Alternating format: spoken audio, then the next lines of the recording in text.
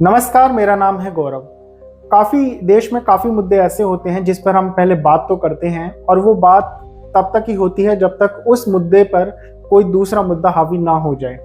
और ऐसा ही एक मुद्दा है सीवर में साफ सफाई का काम करने वाले लोग। काफ़ी ऐसी रिपोर्ट है जिसमें ये बात सामने आई है कि जो लोग सीवर की सफाई करते हैं उनके साथ काफ़ी ज़्यादा लापरवाही होती है, उनको सेफ्टी मेजर्स के नाम पे कुछ नहीं मिलता है। और जब इनमें से किसी कर्मचारी की मौत हो जाती है तो सिर्फ अखबार में एक छोटी सी हेडलाइन बन जाती है, इसके ऊपर बात हो जाती है।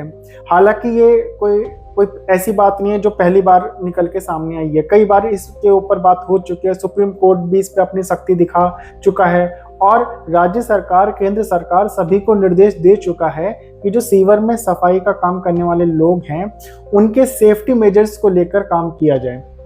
अब मैं ये बात क्यों कह रहा हूँ? दरअसल दिल्ली के अशोक विहार में सफाई का काम करने वाले 4 लोग बुरी तरह जहरीली गैस की चपेट में आ गए हैं।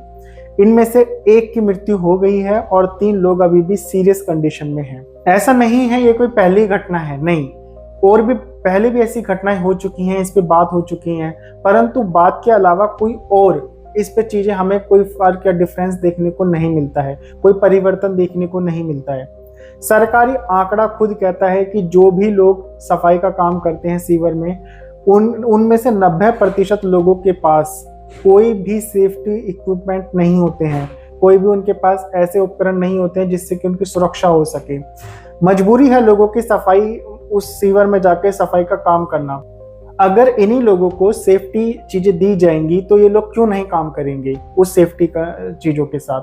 कहीं ना कहीं लापरवाही बड़े पैमाने पे ऊपर के लेवल से हो रही है और इसको नजरअंदाज किया जा रहा है।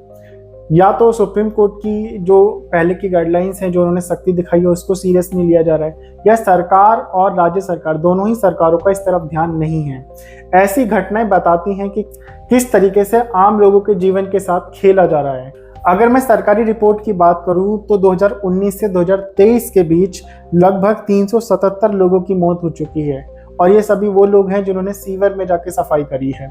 इसके साथ ही 1993 से अब तक अगर हम गवर्नमेंट डेटा की बात करें तो 1035 लोगों तक की मौत हो गई है।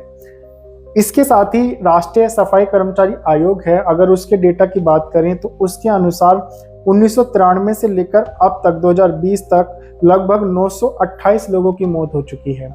और ये आंकड़ा रुकने वाला नहीं है, क्योंकि इस पर इतनी बात होने के बावजूद भी, इस पर इतना कंसर्न होने के बावजूद भी कोई ध्यान नहीं दिया जा रहा है।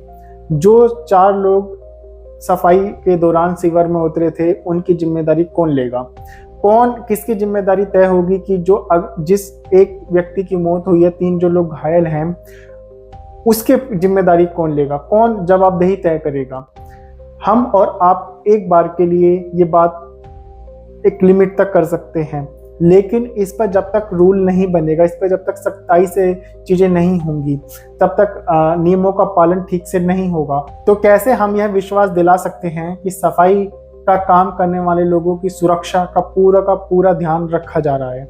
और जितने भी लोग इसमें शामिल हैं, एक चीज और इसमें मुझे देखने को मिली है जब मैं इस खबर को पढ़ रहा था, वो ये कि सफाई का काम रात को किया जा रहा था। ऐसी क्या इमरजेंसी थी कि वो रात को किया जा रहा था?